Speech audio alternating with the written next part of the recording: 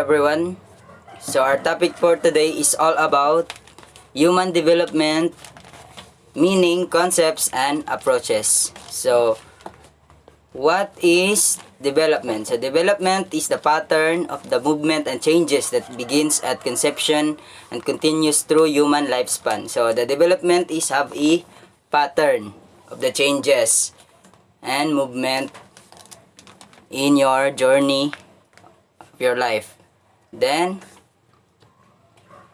scientific study the process of change and stability throughout the human lifespan. So development is have a process of change and stability or stable throughout human lifespan. The next is development involves growth and decline. So there are negative or positive development. The next is some major principle of human development. The first is development is relatively orderly. Then the first one is cephalocaudal pattern. So what is this pattern? So cephalocaudal pattern of development is tendency for growth to follow a sequence in which development moves from top to bottom. For example, a child's head develops much sooner than his or her legs. So this is true both terms physical growth and motor development.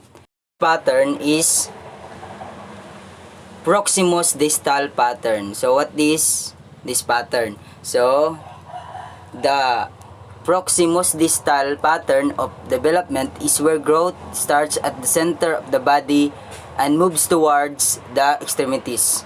An example of such a pattern is the early development of muscular control of the trunk and arms, relatively the hands and the fingers. Then, while the pattern of the development is likely to similar, the outcomes of development processes and the rate of the development are likely to vary among individuals. So, it bases an influence to heredity and environment. The next is development takes place gradually. So, more often it takes weeks, months, or years for a person to undergo changes that result in the display of the development characteristic. So it take more weeks or months or years, not a days, to develop your changes in your development characteristic.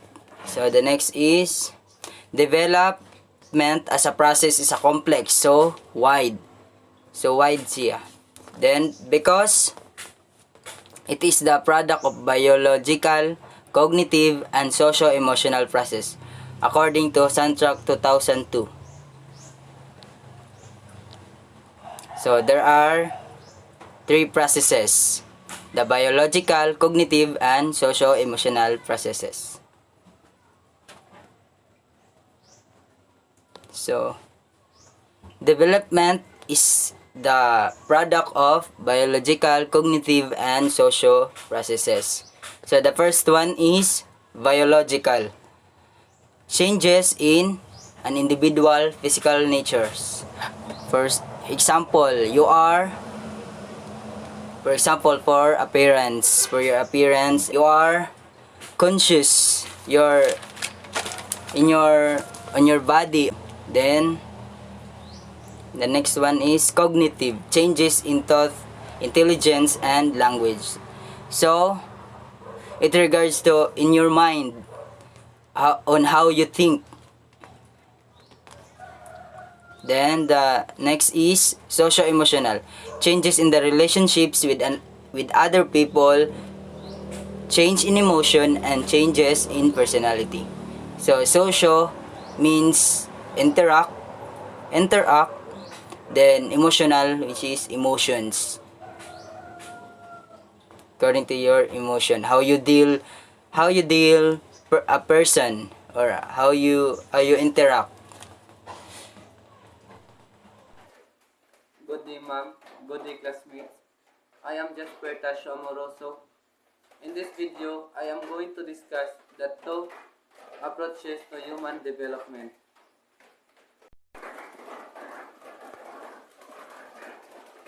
Two approaches to human development. Before that, what are the two approaches to human development? The two approaches to human development are traditional approach and lifespan approach. Now, let's start to traditional approach. What is traditional approach? Traditional approach emphasizes extensive change from birth to adolescence, little to no change in adulthood, and decline in old age. Ang traditional approach daw ay tumutukoy sa pagbabago ng ugali ng isang tao mula pagkabata. Halimbawa ay kung noon ay sinusundo ka pa ng magulang mo sa paaralan, ngayon ay hindi na. Dahil mas kaya mo nang pangalagaan ang iyong sarili. At kung noon ay umaasa tayo sa ating mga magulang para bihisan, ngayon ay hindi na. The second approaches to human development is lifespan approach. What is lifespan approach? Lifespan approach emphasizes developmental change throughout childhood and adulthood. Ang lifespan approach naman ay tumutukoy sa pagbabago o pagmamature ng isang tao na mas nagiging responsable sa mga bagay na kanyang gagawin at naging matured ang pag-iisip. That's all. Thank you. Good day everyone, I'm Lucy Malcoy. Today I'm going to discuss the lifespan perspective. So, lifespan perspective views development as lifelong, multidimensional, plastic, contextual, and development is the process that involves growth, maintenance, and regulation of loss. So next, development is lifelong. So early adulthood is not the end point of development. No age period dominates. So sa diri dili siya mean nga manang tigulang maka dili na nimo kaya pa mag-develop pag mga lain.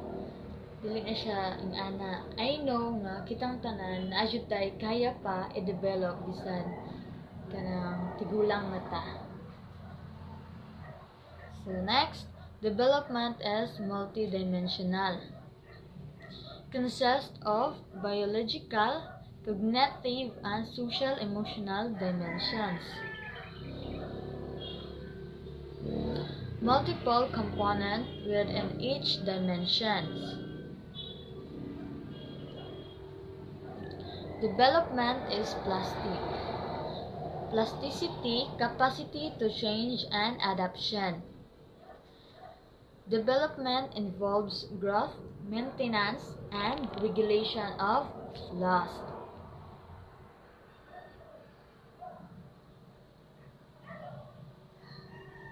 Development is contextual.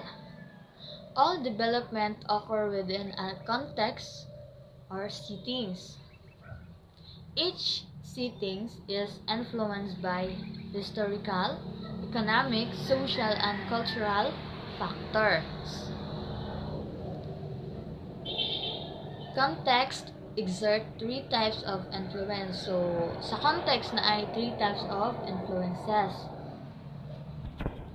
So, number one, normative age grade influences, similar for individuals in the particular age group.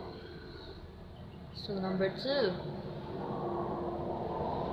normative history grades influences, common to people of a particular generation because of historical circumstances. Number 3, non-normative life event. Unusual occurrences that have a major impact on the individual. So that's all. Thank you.